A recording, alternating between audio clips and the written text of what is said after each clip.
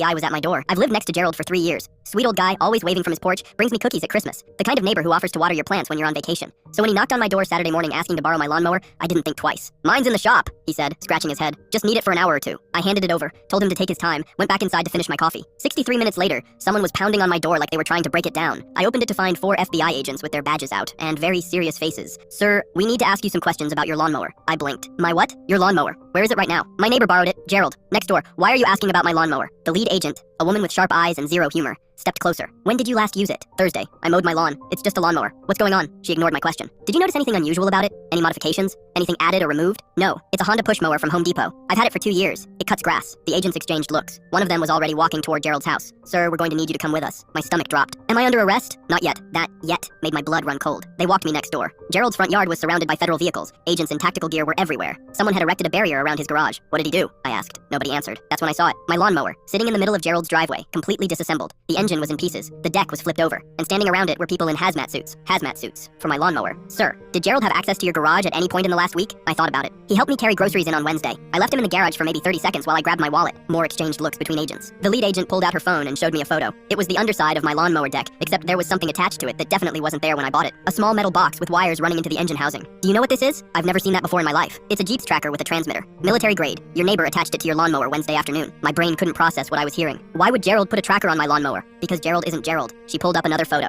An FBI wanted poster. The face looked like Gerald, but younger, thinner, with a different name entirely. Victor Reeves, former defense contractor turned international arms dealer. He's been on our watch list for 4 years. Disappeared in 2019 after stealing classified weapons schematics. I stared at the photo, then at Gerald's house. That's my neighbor. He's been living under a false identity. We've been tracking him for months, but he's careful. Doesn't use phones, doesn't drive, barely leaves his property. When he does, it's always on foot in crowded areas where we lose him. She paused. "Until this morning, when your lawnmower started transmitting location data to a server in Eastern Europe." My mouth went dry. "He used my lawnmower to send intelligence?" "We believe he modified the tracker to piggyback on cellular signals. When you mow your lawn, the vibration from the engine activates the transmitter. It's been sending encrypted data packets every time you've used it for the last week." "What kind of data?" She didn't answer that. Instead, she asked, "Has Gerald ever asked you about your work?" I thought back. I'm an engineer for a defense subcontractor. He knew that. We talked about it once. He seemed interested in what projects I worked on. Which projects specifically? My stomach turned. Missile guidance systems. The agent's face confirmed what I was already thinking. I'd been talking to an arms dealer about classified defense projects while he planted surveillance equipment on my lawnmower. He was using you as an unwitting courier, she explained. The tracker recorded conversations when you mowed near your home office window. Your voice, phone calls, anything within range of the microphone. I sat down on Gerald's front steps because my legs stopped working. How much did he get? We're still determining that, but we intercepted this morning's transmission. That's why we're here. I watched them load Gerald into an armored vehicle. He didn't look like a sweet old man anymore. He looked like exactly what he was. A professional criminal who'd been playing me for months. The lead agent handed me her card before she left. "We'll need you to come in for a full debrief. And sir, get a new lawnmower. We're keeping this one as evidence." I stood in my yard for an hour after they left, staring at the empty spot where my mower used to be. My neighbor wasn't just borrowing my lawnmower. He was borrowing my entire life, and I handed it to him with a smile.